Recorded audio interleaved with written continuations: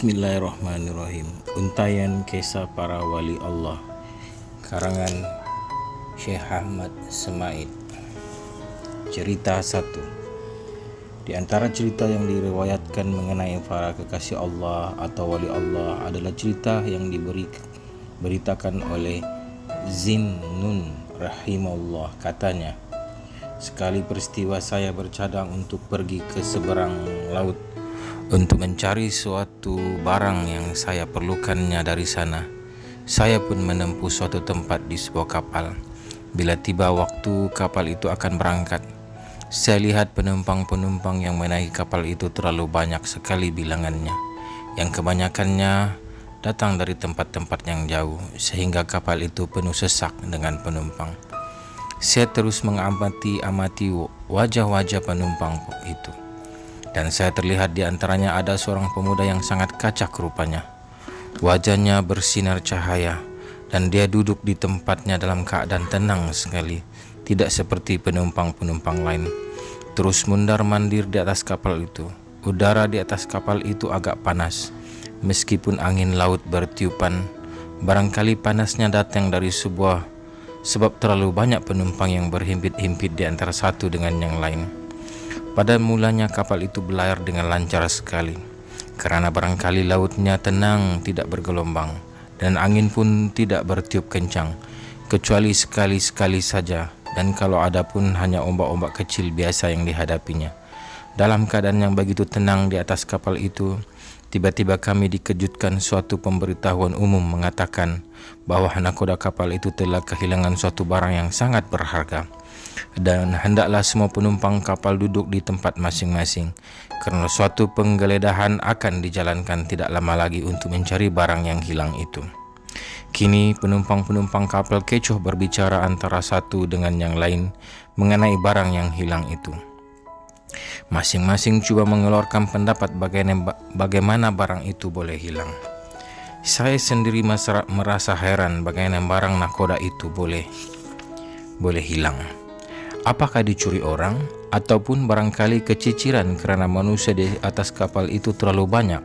Sebentar lagi nakoda mengumumkan, semua penumpang hendaklah berada di tempatnya. Sekarang kami akan memulakan penggeledahan.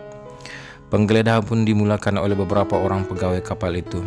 Penumpang-penumpang itu semuanya ribut, baik lelakinya maupun perempuan.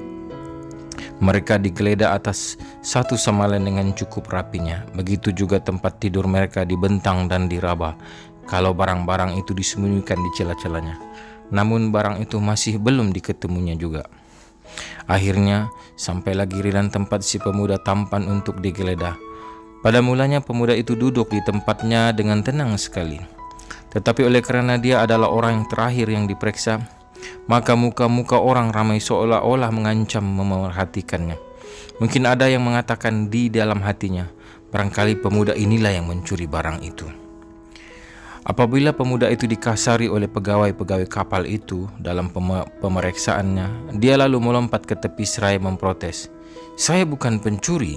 Kenapa saya dilakukan begitu kasar?" Lantaran pemuda itulah satu-satunya orang yang membantah, maka disangka oleh pegawai kapal itu dialah pencuri barang itu.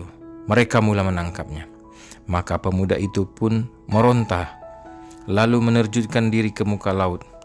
Orang ramai menyerbu ke pinggir laut hendak melihat pemuda yang terjun ke dalam laut itu. Yang menghairankan bahwa pemuda itu tidak tenggelam, malah dia duduk di atas muka laut itu, sebagaimana dia duduk di atas kursi dan tidak tenggelam. Pemuda itu lalu berkata dengan suara yang keras, "Ya Tuhanku, mereka sekalian menuduhku sebagai pencuri. Demi zatmu, wahai Tuhan pembela orang yang teraniaya, perintahkanlah kiranya semua ikan-ikan di laut ini supaya timbul dan membawa di mulutnya permata-permata yang berharga." Penumpang-penumpang terus merenungkan pandangan ke laut sekitar kapal itu, ingin melihat jika benar ikan-ikan itu akan timbul membawa ke mulutnya permata-permata yang berharga. Saya juga ikut memerhatikan permukaan air itu. Memang benar, dengan kuasa Allah Permintaan pemuda itu dikabulkan Tuhan. Timbul di sekitar kapal itu beribu-ribu ikan dan kelihatan di mulut-mulutnya batu-batu putih dan merah berkilau-kilauan cahayanya, sehingga membuat mata-mata yang memandangnya silau kerananya. Semua orang di situ bersorak menepukkan tangan kepada pemuda itu. Penulis terus tercengang, tidak dapat mengatakan apa-apa pun. Nakoda kapal dan pegawai-pegawai kapal itu bingung, seolah-olah dia tidak percaya apa yang dilihatnya.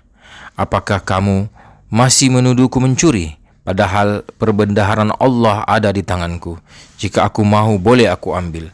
Pemuda itu kemudian memerintahkan ikan-ikan itu supaya kembali ke tempatnya. Maka tenggelamlah semula ikan-ikan tadi. Dan orang-orang di atas kapal itu terus bersorak lagi. Pemuda itu lalu berdiri di atas air itu, kemudian berjalan di atasnya secepat kilat, sementara lisannya terus mengucapkan, Iyyaka na'budu wa iyyaka nasta'in. Hanya kepadamu lah aku menyembah dan hanya kepadamu lah aku meminta bantuan. Al-Fatihah ayat 4. Dia terus menjauhi kami sehingga hilang dari pandangan kami, dan sama sekali tidak menduga bahwa pemuda itu kemungkinan sekali termasuk ke dalam golongan ahli Allah yang pernah diceritakan oleh Rasulullah SAW dalam sabdanya yang bermaksud, akan tetap ada dalam umatku sebanyak 30 orang lelaki, hati-hati mereka sepadan dengan hati Nabi Allah Ibrahim alaihissalam. Setiap mati seorang di antara mereka akan diganti Allah seorang lain di tempatnya. Demikianlah tadi penceritaan kisah untayan kisah para wali Allah cerita 1 dalam kitab Syekh Ahmad Semaid. Semoga memberi pengajaran kepada kita sekalian, insya Allah.